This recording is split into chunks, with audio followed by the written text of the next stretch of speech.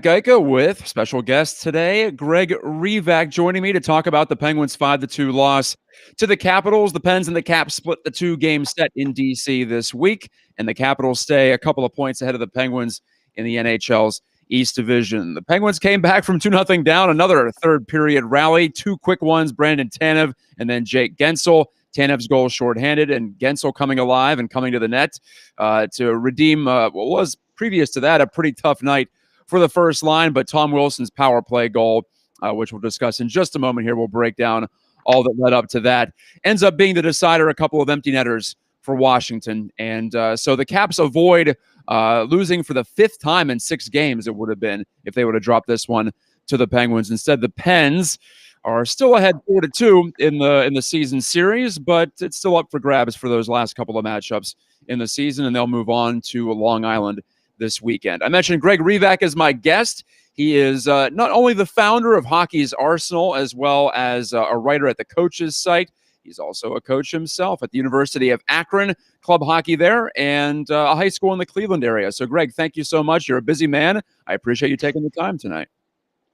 Absolutely. I'm a little disappointed for Letang there. Played a really good game and just gets screwed on 2 bad twigs. Yeah, exactly. I joked on Twitter he needs a new stick deal after the way that game ended.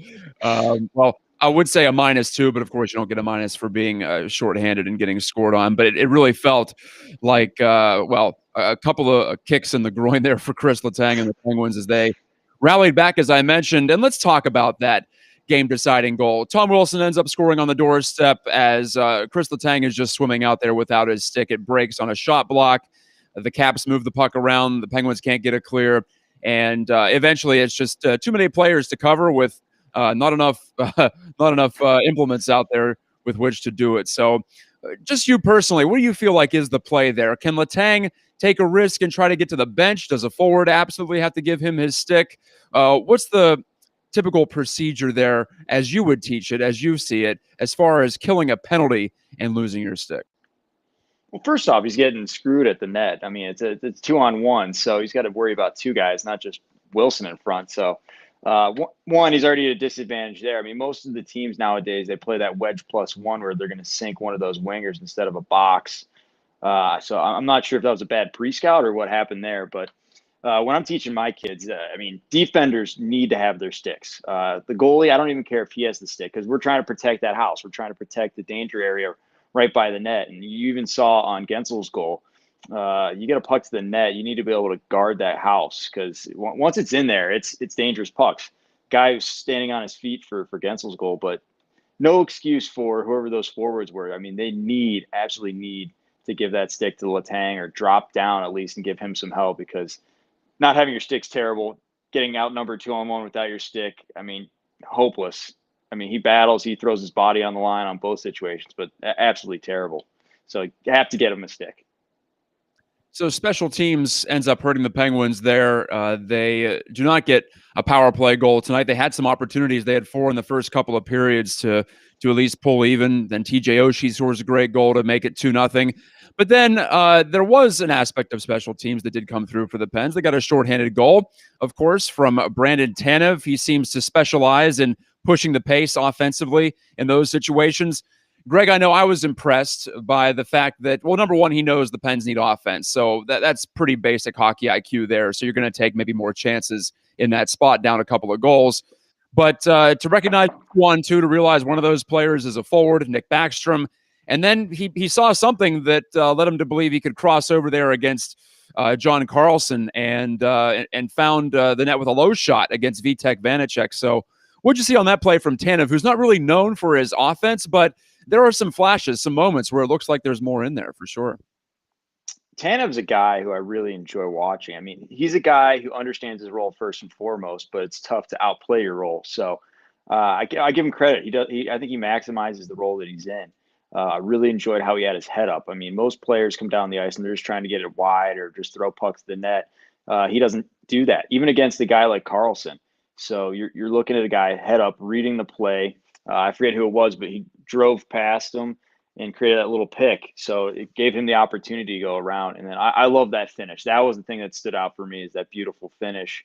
on the ice. You just don't see many goal scorers doing that, even at an elite level. So the fact that he kept that on the ice, understands which pad's going to go down first, which is the one that you're going to be pushing into. So in this case, for the goalie, it's going to be his right pad, and being able to stick under that left pad. I mean, that was just an unbelievable finish. So Tanev's been a great pickup. I mean, $3.5 million, you better be playing well.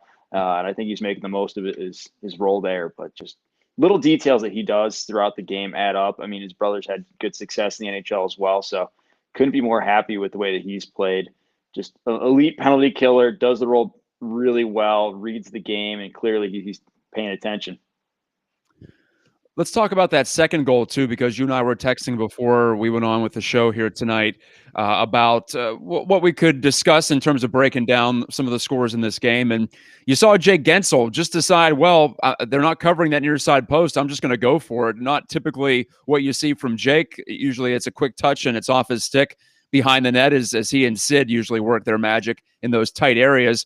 But he called his own number there, to borrow a phrase from a different sport. And you were saying as well that it wasn't the typical type of a move from Vanacek there in order to cover that post. He didn't go into that reverse VH like we see so often with goalies, one pad horizontal, one pad vertical. He just was in the straight butterfly, and I guess Guentzel recognized that quickly enough, didn't he? He really did. I think the first thing, even before that happened, is the fact that he was able to take the contact. That's something that's showing that he's growing in his career, because normally, as you said, he'd put that puck right off his tape as soon as he got it and just make a smart play or move that up to the defense. Rode that contact out and then was able to have the confidence to drive that at the net. I mean, Guentzel is really coming into his own over the past year and a half. And then that specific play, exactly what you and I were talking about, was he's able to drive that to the net, but the goaltender, I'm wondering what the hell he's doing. I mean, most goalies are getting down early. I mean, he's staying on his feet, and most goalie coaches, I mean, I would be surprised if he didn't get a good talking to tomorrow, because you're going to get down anytime someone's driving the net and put that pad down, because it keeps all of the play to that one side. Guentzel was smart enough to drive it and get in there quick into the 5-hole. It's just not normal for a goalie to do that. Very, very peculiar, but Jake, unbelievable play by him to ride the contact and then beat Dylan back to the net. I mean, Dylan's been there doing it a long time. Just ridiculous what Guentzel was able to do. Again, feel bad for Letang, because the Pens played a really, really great third period. They did. They were being outclassed in shot attempts and chances through two. It was the reversal from the other night when the Penguins really limited the Capitals. You could tell the Caps had a little extra starch tonight, and the Penguins had a hard time matching that. But overall, since they had that extended break due to the Flyers COVID outbreak a couple of weeks ago, it feels to me, Greg, just watching it, looking at the numbers on a nightly basis, but watching the games too, the Penguins seem more cohesive, more organized. Of course, they only had, a week, if that, of training camp. So I had a hard time really drawing many conclusions from how they were playing for the first couple of weeks, just because it almost felt like it was a glorified preseason at times. Pretty sloppy hockey on both sides of the ice, honestly, not just the Penguins. And I think Tristan Jarry took a while to get warmed up and get going. So I think it's been partially Jarry since that break, and partially the Penguins playing a little bit more cohesive. So how important do you feel that type of a break could be for a team that's searching? Because the Penguins prior to that had given up a ton of goals, and this is actually the first time in a few games in which they've given up more than two non-empty netters. So it's been an improvement defensively, especially for them. It's massive. I mean, Sullivan is a USA Hockey guy. He can run a practice better than pretty much anyone out there in the world. So the fact that he got some time to be with the boys and get things settled in a little bit, I mean, that's absolutely massive. And I think tonight you saw how cohesive they were as a unit. That team over there in Washington, they can play, and the Penguins were able to really stifle what they were trying to do. Unbelievable. I really liked Matheson specifically. I think the way that they're utilizing their defense, activating them up the ice, has been something truly special, and something that they're going to – it's going to take a while. It's not something that you can just hop in and, all our defensemen are active, because forwards need to read to get back. But I think the Penguins are on to something really special here, and by the time the playoffs roll around, I wouldn't want to play them if I'm another team. Yeah, let's flesh that out on Mike Matheson, because I've come around on him. I was thinking that maybe it was a mistaken signing. It's still a lot of money for a lot of years for Mike Matheson. I think I looked at the other day on Cap Friendly. He's got the the second longest future tenure, if you will, among Penguins right now. So it's quite the contract that they're saddled with, but at the same time, I feel that Matheson adds an element that's not quite there all the time for the Penguins. Maybe P.O. Joseph, of course, Chris Letang can rush the puck.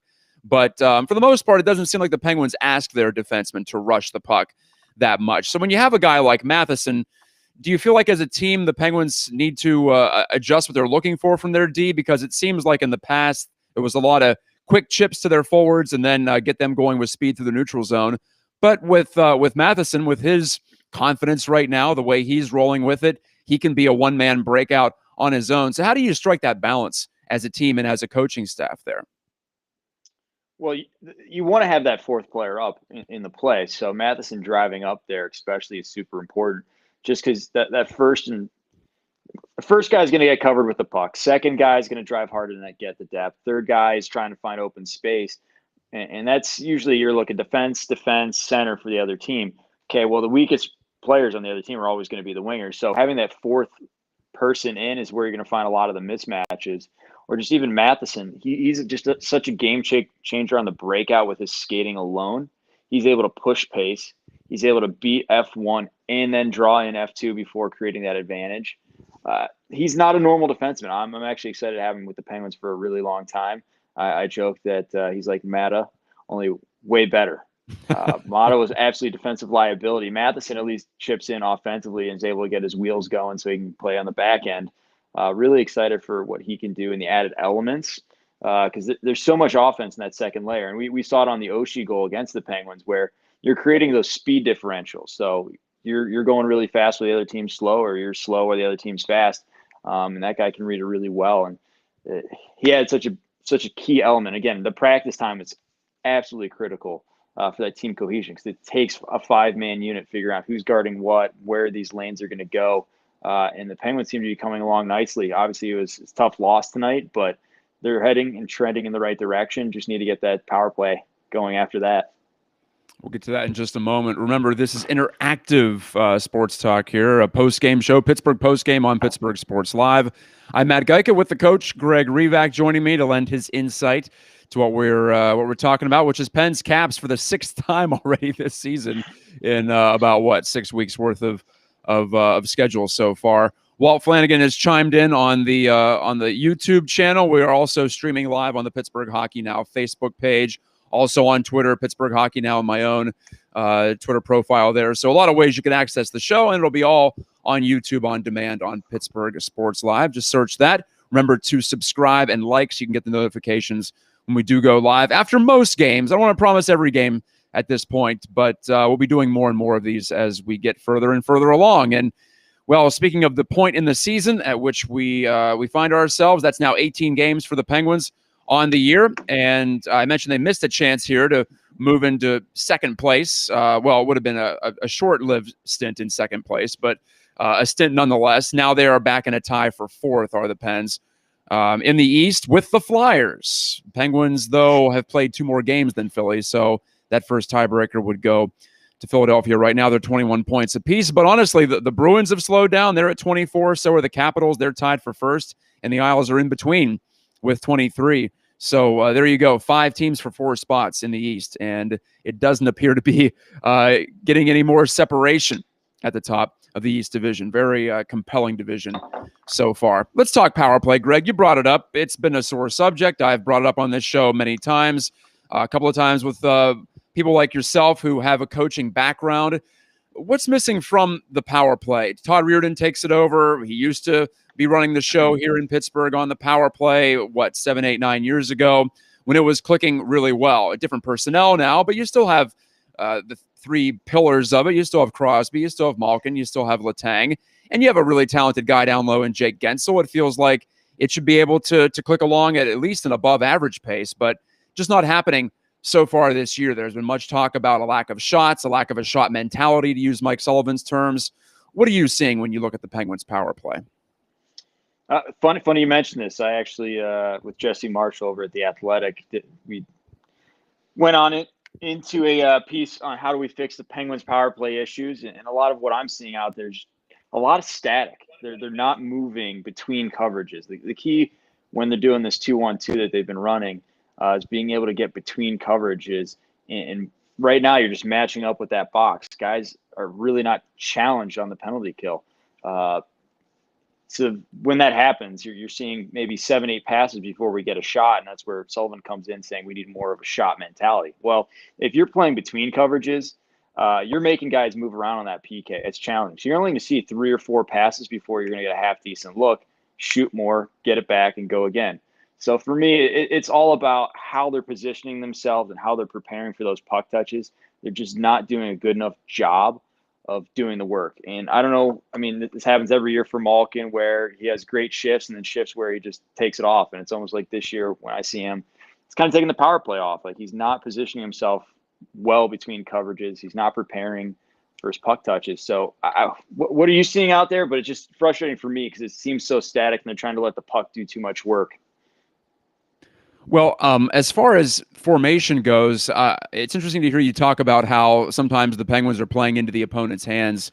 Is there a way to maybe do 3 wide across the middle, or a way to read and react? Because I think we conceive of the power play as hockey fans and followers and coaches at times as being the one time when you can plan out some things. You can work on some set plays. It's a lot more like, say, a basketball set than any other situation in the sport. But what you were saying there was interesting to me, because you were saying they need to perhaps adapt to what the PK unit is throwing out there on an individual game by game or opponent by opponent basis. So is there a way to maybe get inside a little bit more? I feel like the Penguins haven't used, well, what do they call that? The bumper in the middle of the ice. It hasn't really been an effective spot for them to find. I don't know if that's by design or if that's just they're neglecting that side of it. So that seems to me to be the answer, where you can get inside the box and then force the other team to collapse, and then you can hopefully make a play from there. It sounds simple when I say it like that, but it's clearly not on the plate right now for them. Yeah, I mean, it's a tough thing to go at because everyone kind of has a bumper in some shape or form. So you're trying to use it very strategic and draw attention to it. I think Boston probably does the best job of it, where they're bumping, but as soon as they bump it, it's one pass. Pasternak's got a 1-tier. It's straight to them. It seems like the Pens just use it to relieve pressure really quick, but then everyone's back into their structure. The defense isn't really challenged for that next puck touch. So I always go back to, how do you prepare for that puck touch? Whenever you get it, you're immediately attacking. You're creating problems for the defense. But yeah, absolutely, you got to use the middle. I have my high school team, so a perfect example. I'm always complaining and talking to them like, you guys got to get to the middle, challenge the middle. Because if you don't challenge the middle, nothing collapses. You can't get any space on the outside anyway. So I'm just really frustrated with the Pens power play right now, because they're just not creating much throughout the middle. It seems like everything's perimeter. They're throwing hopeful shots from the point, which they get every once in a while, but it's just not consistent offense that you can rely on. What about behind the net? That always seems to be an area that that can be fruitful. We've seen Sid play very well, either along the goal line or even behind, using his superior vision and ability to dish the puck. Not that I want him to be only an assist man, but I feel like the Penguins aren't getting a lot from Crosby. He's like the guy before the guy who makes the pass right now, where I feel that he should be. I've always felt there's been a little bit, if I had to criticize one aspect of Sid's game over the years, is I felt like he could have been a little bit better on the power play, and that continues on. Maybe we were spoiled by guys like Mario Lemieux on the power play, but anyway, it's still a criticism for me, just because I feel at times he gets a little passive, a little outside on the power play, and I think at times he's been best when he's working away from the puck. For instance, when Phil Kessel was here and he was at the left circle, you would often see Sid creep back door, using those great hands of his for deflections. So maybe it's a question of angle, a question of handedness, because Phil was a righty, of course, so he was also a shooting threat from over there on the left side. I just know that they're missing something, maybe a little redundancy in terms of Crosby and Malkin. That's always been kind of a bugaboo too for them, where they both seem to want the same spot or the same general area and the same general role on the power play. So I'm not sure if that's ever going to get fixed, though. That's my issue there. And there's only one puck to go around, right? And Malkin loves to feel it and touch it. And I mean, I prefer it to go through Crosby because he's such a great guy with playmaking vision. And for so long, how many times have we seen him deflect pucks down low into the net on that backside? Well, those passes really haven't been there this year. I would prefer it to go to Crosby's side rather than coming up with Malkin high. And he's just not working as hard, I would say, as Crosby right now, especially on the power play. And really want to leverage the best assets of the team. And I think Crosby's playmaking is probably the best right now. And like you said, pushing it low is a great opportunity for Crosby to hold the puck more. He just doesn't get the puck enough. You know, you see Malkin demanding the puck. He wants those puck touches. He wants to hold it. If he's not getting those puck touches, he's having terrible games. Like, he needs 3, 4, 5 puck touches in those first 2 shifts. Otherwise, he's terrible the rest of the game. Sid can do anything, but right now he's just kind of being patient, waiting for all these other guys. And you want him as a superstar to be demanding of this puck. Like, this is my puck. This is my team. So it kills me, and it kills probably all of you out there, just not seeing Crosby get the puck enough. I mean, in a 60-minute game, maybe he's touching it for a minute straight. He's got great assets. Why aren't we utilizing that more often? Yeah, I'd love to see him take charge a little bit more. Sometimes unselfish to a fault, which we've seen from a couple of guys that have been employed by the Penguins over the years. But, you know, one thing about Mario was he always knew when there was an opening to shoot and when there was an opening to score. And I feel like Sid gets into a shooting mentality for a few games, occasionally for longer stretches when perhaps the shots are dropping for him, but just not quite often enough to force the opponents to counter that, to honor his shot, and then obviously things open up.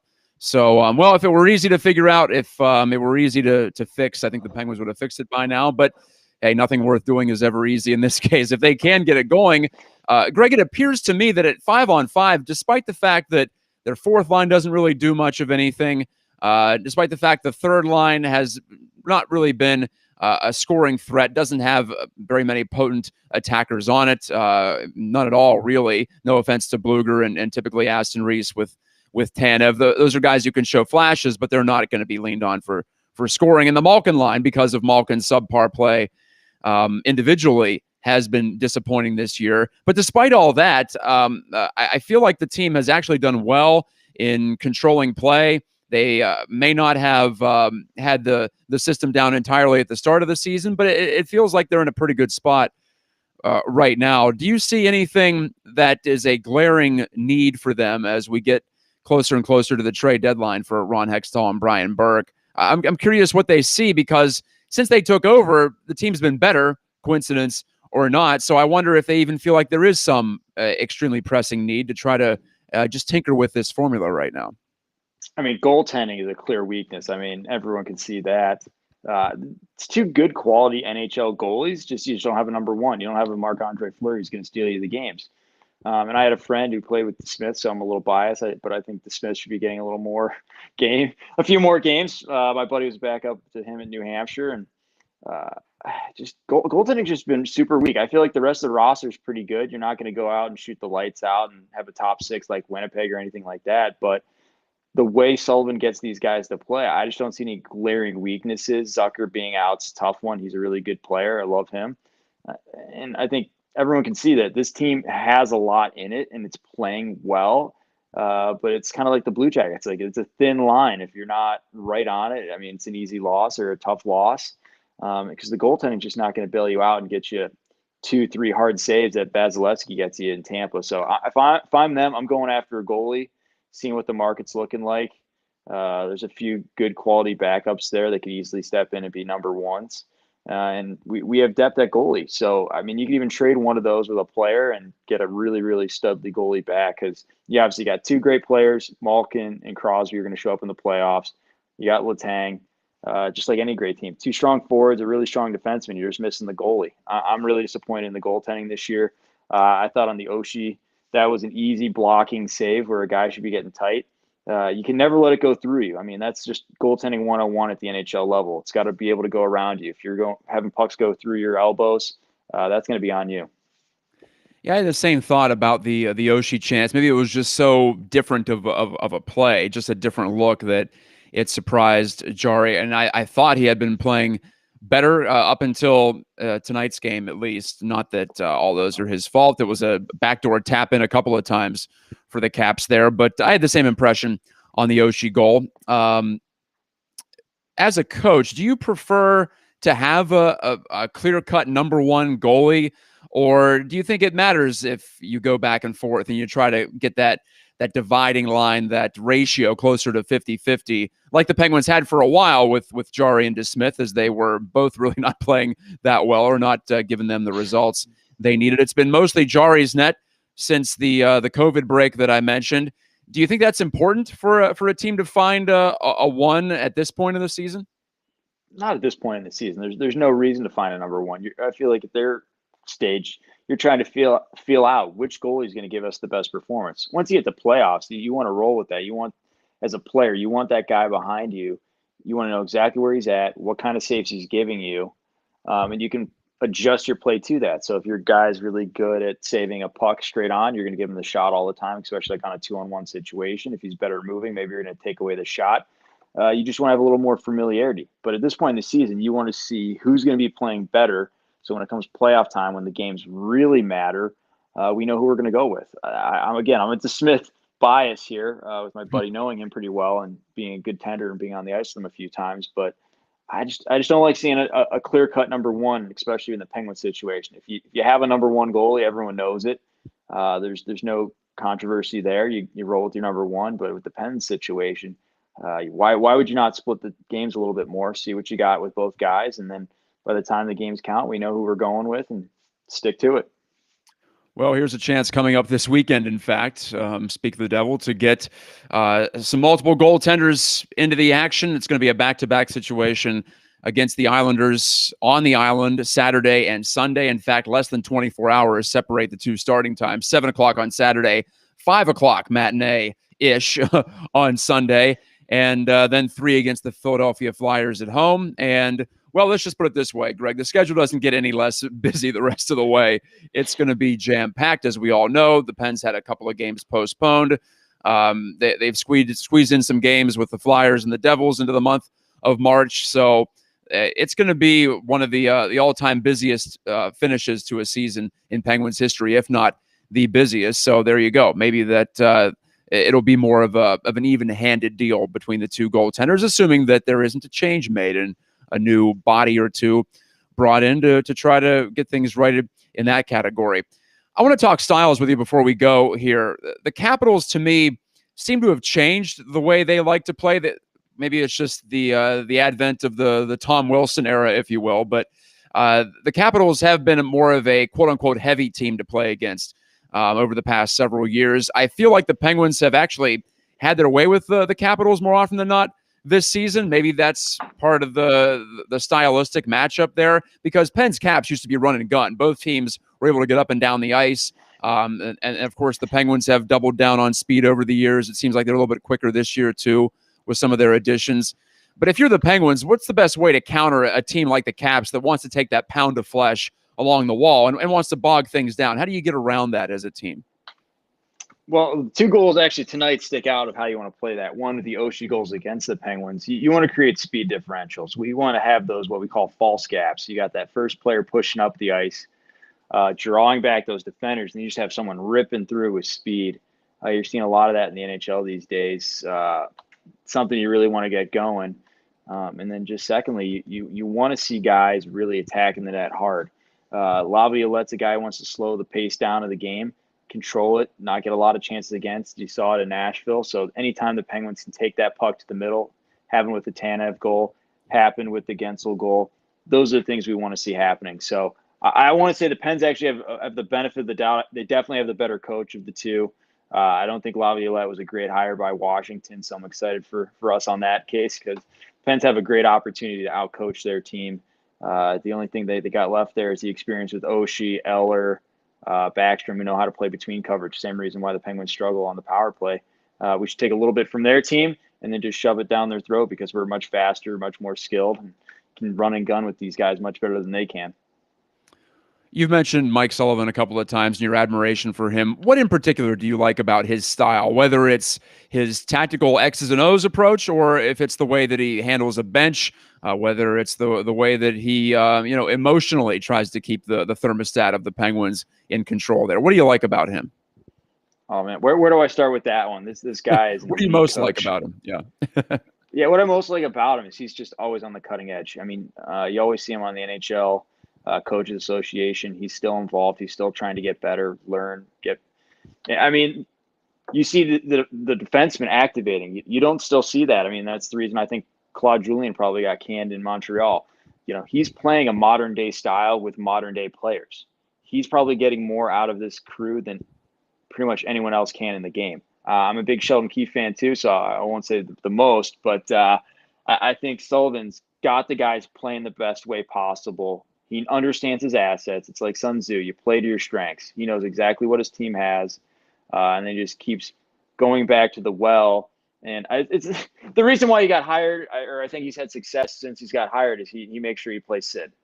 He makes sure he plays the big guns. He's not shy after TV timeout to go back to the big guns. That's my problem with Johnson, is he kept going back to whatever the normal rotation was rather than playing his big guns. So I think that's a big thing with Sullivan. But he knows what he has. He's got good smarts. Runs a great practice. I've seen that a few times. But he just knows how to handle his assets that he has on the bench, on the roster, how to deploy them. Pretty much better than any coach. I mean, huge benefit to the Pens every single game for sure. One team that's given the Penguins some trouble is the Islanders, in fact, ever since Barry Trotz took over. And of course, the Capitals got their breakthrough against the Penguins in the playoffs eventually with Barry Trotz in charge. So what makes a Barry Trotz coach team difficult to play against? Because the Islanders have their share of ability. They have guys like Barzell and Anders Lee. I'm a big Anders Lee fan for sure. Brock Nelson. They have some talent and some guys who can kick you while you're down and while you're maybe trying to force something. But why is Barry Trotz able to just he takes over the Islanders? They go from one of the worst defensive teams in the league to the absolute best in one season. It just seems impossible that he's able to pull this stuff off. Well, you're forgetting who their goalie coach is. It's Mitch Korn. That's also a big part, right? Yeah. Probably the first goaltending coach. Allaire would be close, but Mitch Korn probably is the first goaltending coach, non-head coach, to go in the Hall of Fame. Absolutely ridiculous what he's done through all of his stops. I mean, started in Buffalo, Dominik Hasek, Vezina. Goes to Nashville with Trotz there. Again, Vezinas. Goes to Washington, Vezina with Holtby. Then the first year, boom. I mean, it's ridiculous. I mean, the system definitely does help. I mean, you're putting 5 guys within the house. Like, you have to figure out ways to break that down. And it's not always easy. Tampa was a great example of how to do it and how you spread it out and how they move guys around. But it's not easy against a Barry Trotz team because they want to play what we call low event hockey. They want few chances for, but few chances against. You're not going to see them win 7-2. They're going to win 3-2, 2-1, 1-0. The focus level you need to have for the entire game is just ridiculous. But he has the guys that can run it. They've been around. I always like to think of it as the old men in men's league. You go to men's league and you see these old guys, and you got the young guys that are just skating around a million miles an hour and are clearly better. And then by the end of the game, it's 5-2 the old guys. They know what you're going to do before you know what you're going to do, and they just sit there and wait for you to screw up. So I like what he does. I mean, it's really boring hockey to watch. I mean, feel bad for the fans, but he does get the wins. But I mean, there's ways to break that down. How you pick 2-on-1s against the perimeters of that and be able to get to the middle. Same way you want to break down on the power play. You want to get guys to the middle of the ice, but you need to fan them out and figure out ways to pick those 2-on-1s. You got to be tactful. You're really, really smart and tactful, which the Pens have that ability. It's in there. It's a matter of going out and executing and using that experience. One big picture question for you, and then I want to let you promote your various projects going on out there. What do you think hockey fans in general miss about coaching? What is a huge part of coaching that just doesn't get understood very well by your typical Joe or Jane average fan on the couch? How much these guys are ingrained with the players and how they're trying to get the players to play better. It's not just about a team concept, but the little details of the game and how the guys play the game itself. And that's the truly why Sullivan is an elite coach. Is he doesn't just look huge, big picture team. We got to have these tactics. He understands this player needs to be doing this thing, and he gets all of his guys to buy in. So I would say overall big picture is how much these guys are invested in the individual players and seeing them succeed. And let's talk about, well, first of all, I want to talk about Hockey's Arsenal. It's a newsletter that you've put together with a partner of yours, So what is the goal of Hockey's Arsenal? What are you trying to convey and get out there in the public? Yeah, so Hockey's Arsenal is kind of our overarching LLC that we have going on. And then beyond that, we have our Hockey IQ newsletter and Hockey IQ podcast. It's a lot of fun. So if you look up Hockey IQ podcast, Hockey IQ newsletter, you'll find it easily on Google. But basically, myself and my partner, Dan, we were struggling with the mental part of the game and being able to train that within our players and have the right content that we wanted with our team. So we just started writing all of these things that we wanted our players to understand. And started getting a following, and we almost have 1,000 people that now follow us. A few work in the NHL, and we have all the way down to guys who've got their little squirts in youth hockey. So it's been a lot of fun there. But it's just the things that go beyond. It's for the hockey nerd out there that really enjoys the sport, whether it be coaching, media, playing. We've worked with a few players that play NCAA, some guys that are going to be there in not too long of a time frame. So it's things that get to the nerdy level of it. And I would suggest the Marty St. Louis Hockey IQ podcast. Absolutely fascinating stuff. I've had a few guys reach out and say it's probably the best podcast they've ever seen on hockey tactics or heard on hockey tactics. It's just fascinating going into the mind of a Hall of Fame hockey player from his playing perspective and now trying to teach his kid. And his oldest is now at the U.S. National Development Program. So he's doing something right. Well, yeah, absolutely. And talk about a player who got the most out of his ability. No offense to, obviously, he was in great shape. He had a great mind for the game, but a guy who had to fight his way to earn a roster spot and then eventually earn, well, huge playing time with Tampa. And he was one of my favorite players to watch of all time, for sure. I love the smart players. That's why I like guys like Jake Gensel. That's why Sidney Crosby appeals to me, always has, more than any other superstar of this era, just because of how you can see them working 2 and 3 plays ahead. I'm always very envious of that as a recreational hockey player too. So that's part of the reason why I enjoy what you have out there. It's something that I can even employ, whether it be in the driveway or out in the backyard rink or wherever at the latest beer league confrontation that's going on. So it's a little bit for everybody. That's why I like it. And you can go to Hockey's Arsenal on Twitter to find the information on that, the newsletter, the podcast. Like I mentioned, Greg is the coach of the Akron Zips Hockey Club, as well as a high school coach in the Cleveland area. Thanks a lot, Greg. We'll have to do this again. This has been really educational. I hope that the folks out there have enjoyed you breaking down some of what ailed the Pens tonight and also some of what the Pens did right in a tough loss, for sure. Like we mentioned at the top, one of those games that could have gone either way, and the breaks didn't go the Penguins' way. Yeah, thanks for having me. Really appreciate it. Excited for the Pens, and we'll definitely do this again.